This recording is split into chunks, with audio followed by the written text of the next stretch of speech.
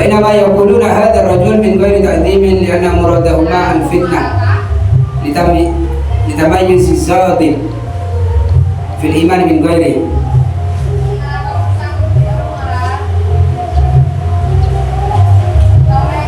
li'anna muradahuma al-fitnah litamayyiz as-sadiq fil iman min ghairi. Fal-awwal yujibu wa thani yaqulu law kana li hadha ar-rajul al-qadru alladhi kana yad'i bi risalatihi inda Allah ta'ala maka hadha al-malak yunbi'u anhu bimithli hadhihi al-kinayah. Jadi kenapa malaikat itu mengatakan pakai redaksi hadha rajul, laki-laki ini tidak langsung mengatakan nabi gitu, baginda nabi gitu, Nabi sallallahu alaihi wasallam misalnya. Ini tanpa mengurangi rasa hormat kepada nabi, karena memang tujuan dari malaikat itu agar bisa mencari orang mayit mana yang kira-kira dapat menjawab dengan baik, atau sebaliknya malaikat bisa membedakan mana orang yang benar bersungguh-sungguh dalam imannya semasa hidupnya, seperti itu. Jadi jika orang mayitnya benar-benar imannya dapat dipertanggungjawabkan, maka dia akan bisa menjawab dengan tepat. Sedangkan bila dia orang kafir tidak beriman, dia akan tidak tahu siapa laki-laki yang dimaksud oleh malaikat itu.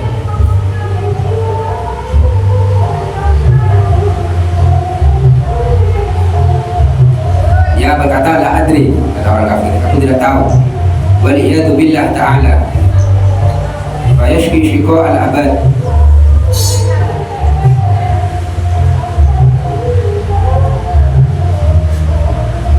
Wa yas'alani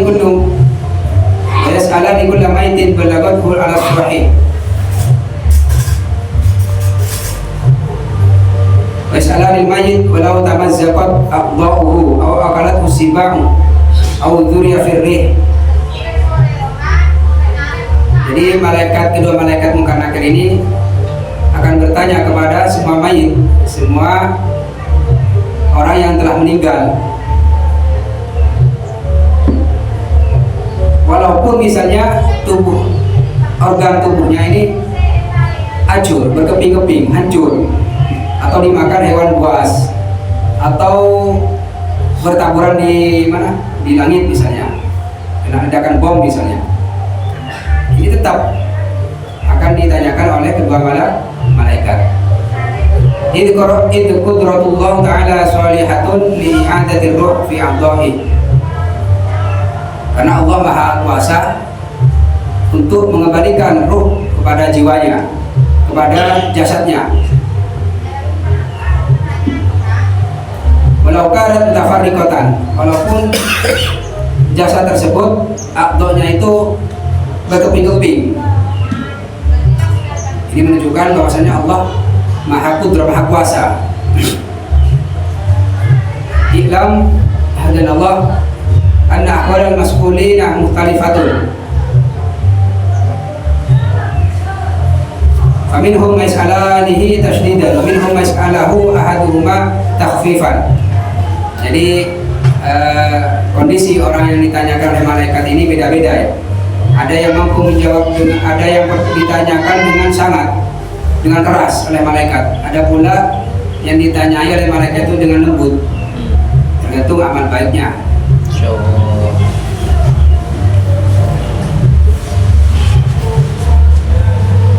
Qala al-Hafidz As-Suyuti yajuzu an takuna malaikatu su'al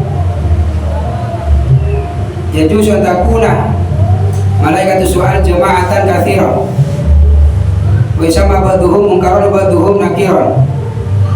Jadi menurut Imam As-Suyuti bisa saja malaikat si penanya ini, malaikat yang bertugas untuk bertanya ini adalah sebuah jemaah katsirah, sekumpulan malaikat yang banyak.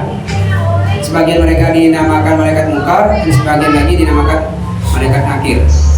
Jadi tidak hanya satu, ini menurut Imam As-Suyuti. Bisa jadi malaikat yang bertugas bertanya itu banyak, yang disebut malaikat mungkar nakir itu. Fayu'adhu ila kulli maitin ithnani minhum. Hadza wa laysa su'al amman li kulli wahidin bal yustasna min waradil athar bi adami su'alihim al-anbiya alaihi wassalatu wassalam wa kasiddiqin wa syuhada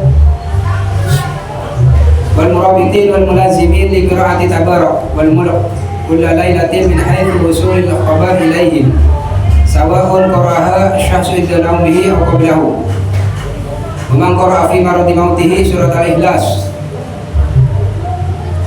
Jadi ada pengecualian, ada semacam eksepsi dari keterangan di atas bahwasanya terkadang tidak semua ditanyakan oleh malaikat, termasuk diantaranya adalah para nabi, para rasul. Ini pengecualian. Para nabi, para rasul ini tidak ditanyakan oleh malaikat mungkar nakir. Dalam pepatah Arab itu dijelaskan kullu syai'in mustasnayat. Jadi semua sesuatu itu ada pengecualiannya, ada istisnanya, ada eksepsinya ya. Termasuk ini. Jadi tidak semua yang ditanyakan oleh malaikat itu. Contohnya para nabi, para siddiqin, para syuhada, atau orang yang senantiasa membaca surat Tabarak, surat Al-Mulk setiap malam. Karena memang ada hadis yang menjelaskan hal tersebut. Baik orang tersebut membaca ketika tidur, ketika hendak tidur atau sebelumnya, ketika setelah bangun tidur atau sebelumnya, ketika hendak tidur atau sebelum tidur, membaca surat Tabarak setiap malam. Ini ada jaminan tidak ditanyakan oleh malaikat. Atau orang yang membaca ketika sakit yang menyebabkan dia mati, membaca surat Al-Ikhlas.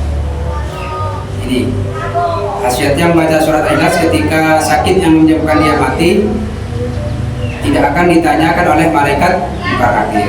Cuman tapi maradi batni, orang yang mati dikarenakan sakit perut, marad batan, disebut juga syahid fil akhir, orang yang mati meninggal dalam keadaan sakit perut, jadi karena sakit perut. Wal mayit fi zamanin ta'un sabiran muhtasiban, juga orang yang meninggal di masa-masa pandemi ya, masa-masa wabah ta'un, dia mayit tersebut dia sabar hanya mengharap pahala kepada Allah, maka ini tergolong syahid juga, syahid fil akhirah ya. Atau wal mayit lailatal jum'ah au yaumaha, orang yang meninggal di hari atau di malam Jumat, walau lam yudfar illa yaum sabt mathalan, walaupun dia dikubur di hari Sabtunya. Jadi kalau ada orang meninggal di malam hari atau di siang hari Jumat, itu juga terbebas dari pertanyaan malaikat mungkar nakir, walaupun misalnya nanti dikuburkan ketika hari Sabtu, di hari Sabtunya misalnya, jadi free ya, free dari malaikat, tidak ditanyakan. Wal majnun alladzi lam yasbiq lahu taklifun, juga orang gila yang tidak pernah kena taklif, artinya sebelum di usia baligh dia sudah gila, maka ini juga terbebas dari pertanyaan kedua malaikat.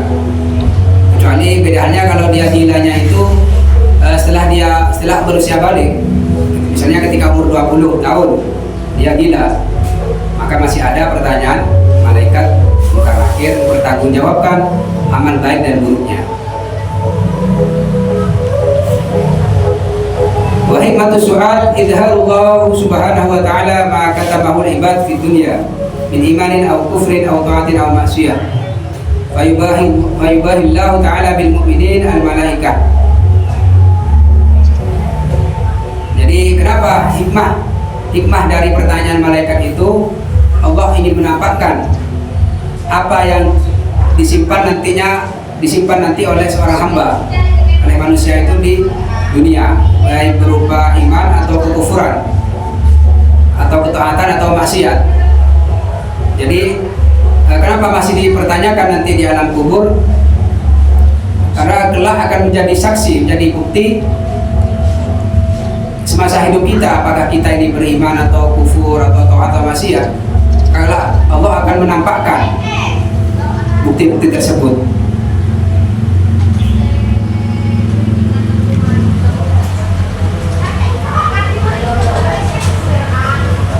Wa mimma yajibu i'tiqaduhu adzabul qabri wa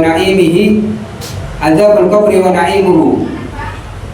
Di antara yang wajib kita yakini adalah azab kubur dan nikmat kubur.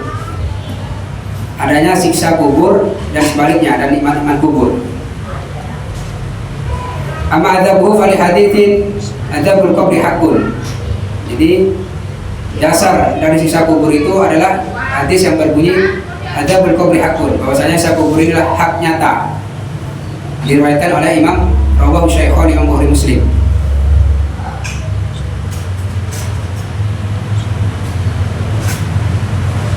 Serta firman Allah, walau tara idz zalimuna fi ghamaratil maut wal malaikatu basitu aydihim akhriju anfusakum al yawma tujzauna adzabal hun, dalam surat Al-An'am.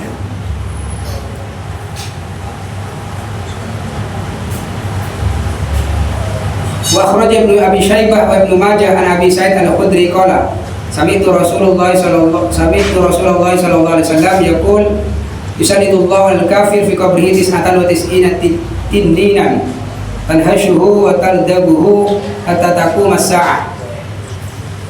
Jadi sabda Rasulullah dalam sebuah riwayat kepada tentang mayit yang kafir ini dalam kuburnya oleh Allah diserahkan kepada 99 ular yang bisa menggigit dan nyekal ya.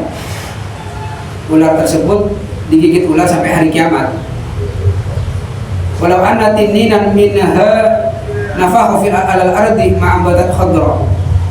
Nah, seandainya satu ular dari 99 itu tadi itu nyembur nyembur itu niup di atas bumi, di tanah bumi ini, maka tanah yang disembur oleh ular tadi itu tidak akan menumbuhkan rerumputan saking panasnya. Jadi mayit kafir ini oleh Allah kelak di alam kuburnya dipasrahkan kepada 99 ular.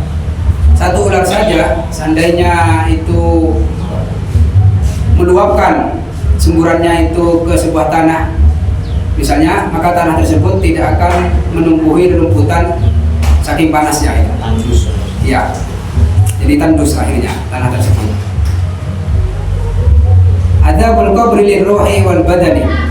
Wala yamna'u min dzalika qaulul mayyit wa tafarraqat ajza'uhu wa qalat usibah aw hitanul bahri. Aw nahwu dzalik. Fa inna dzalika amrun mumkinun aqlan wa qad urada bisyar. Wa wajaba i'tiqaduhu wa qabuluhu. Jadi siksa kubur ini untuk ruh dan badan, jadi untuk raga, jiwa dan raga. Walaupun misalnya mayat tersebut terpotong-potong organnya, atau dimakan hewan buas sampai tidak tersisa misalnya, atau dimakan ikan di lautan atau semacamnya, atau kena ledakan bom misalnya. Karena hal ini adalah hal yang mungkin bagi Allah. Secara akal ini rasional. Allah Maha Kuasa untuk mengembalikan. Karena Allah mampu menciptakan dari tiada, maka Allah juga mampu mengembalikannya.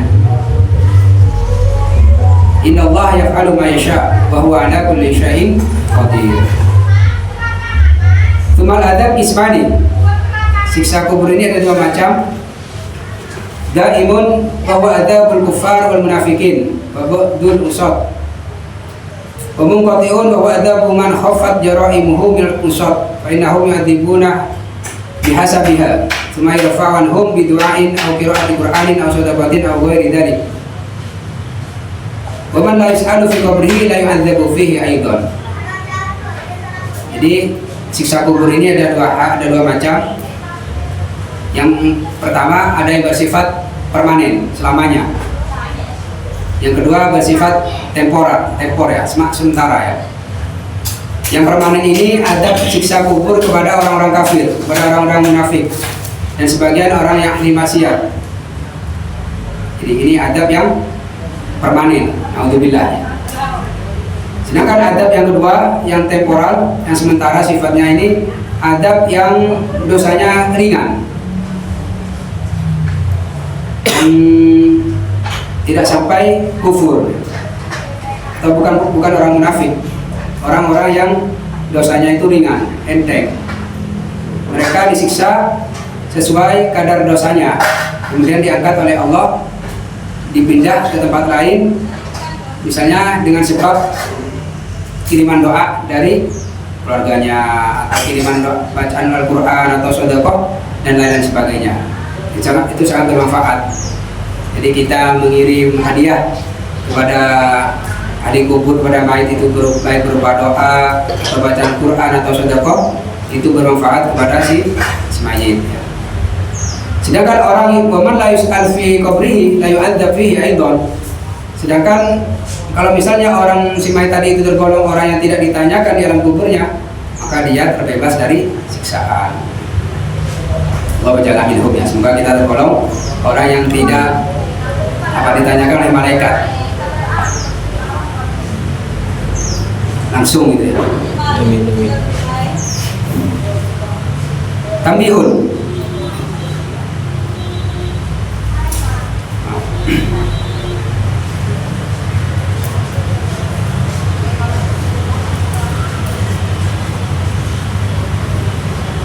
Ini diantara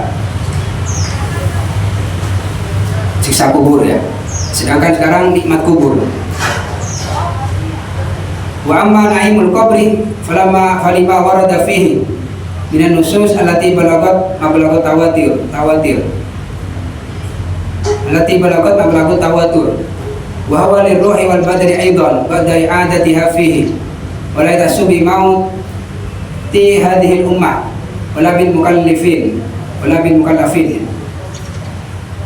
Jadi nikmat kubur ini ada nas-nas yang menjelaskannya, dan riwayat mengenai hal ini adalah mutawatir. Nikmat kubur ini dapat dirasakan oleh jiwa dan raga juga, sebagaimana siksa kubur, namun setelah ruhnya dikembalikan. Dan tidak tertentu hanya kepada umat ini, pada umat yang Kanjeng Nabi. Tidak tertentu kepada hadhil ummah juga, namun berlaku juga untuk umat-umat yang lain ya, nikmat kubur ini. Wa min naimihi tawsi'uhu sab'ina dira'an ardon wa kadha tulan wa fataha taqatan fihi ilal jannah wa futiha taqatun fihi ilal jannah. Jadi nikmat kubur ini diantaranya adalah di alam kuburnya semacam ada tausi, ada perluasan ya. Ukurannya mencapai 70 dhira. Begitu juga panjang lebarnya, maksudnya 70 dhira, 70 hasta. Bahkan ada terbukanya ruangan sampai ke surga. Masya Allah. Ini diantara nikmat-nikmat kubur. Wamtila'uhu biraihan, juga tercium bau harum di tempat kuburnya itu menandakan sedang mendapatkan nikmat kubur. Wa ja'alahu rawdatan min riyadil jannah, dan dijadikan oleh Allah di alam kuburnya menjadi raudhah ya, dijadikan taman dari beberapa taman surgawi. Wa ja'ala qaladil fihi fayunawwiru lahu qabrahu al-qamari lailatul badri. Juga di antara nikmat kubur ini adalah di alam kuburnya oleh Allah dikasih penerangan, diberi lampu yang terang ya, yang meneranginya terangnya ini laksana rembulan di malam bulan purnama, saking terangnya.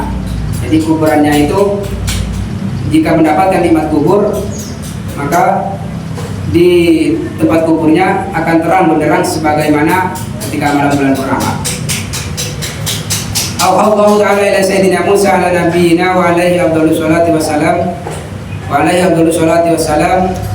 ta'allama al-khaira wa 'allimhu an-nas fa inni munawwirun limu'allimil ilma wa muta'allimuhu wa muta'allimihi kuburahum hatta la yastawhashu li makanihim. Jadi Allah memberikan wahyu kepada Nabi Musa, juga kepada Nabi kita, agar kita senantiasa belajar tentang kebaikan. Ta'allamil khair, belajarlah kebaikan dan ajarkanlah kepada manusia.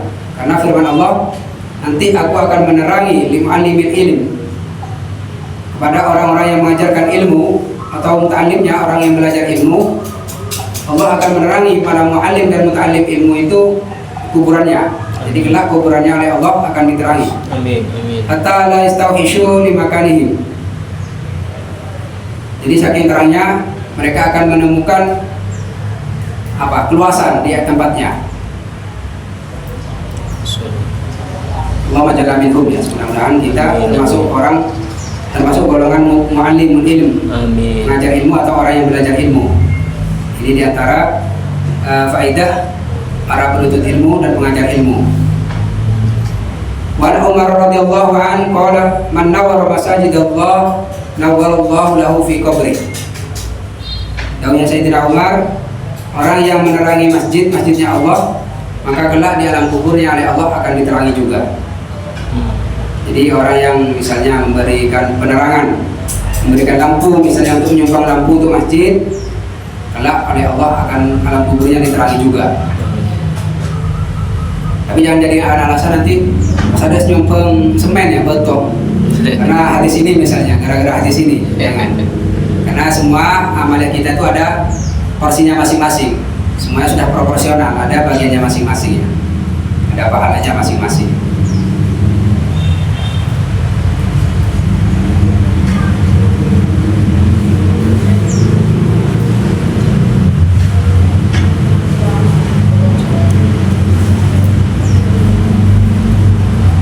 Dari kami, mohon maaf bila ada kesalahan, kurang lebihnya memang murni dari kesalahan kami pribadi dari Al-Fakir. Wallahu a'lam bishawab. Al-Fatihah. Ya karena itu ya karena selain itu insyaallah Assalamualaikum warahmatullahi wabarakatuh. Waalaikumsalam.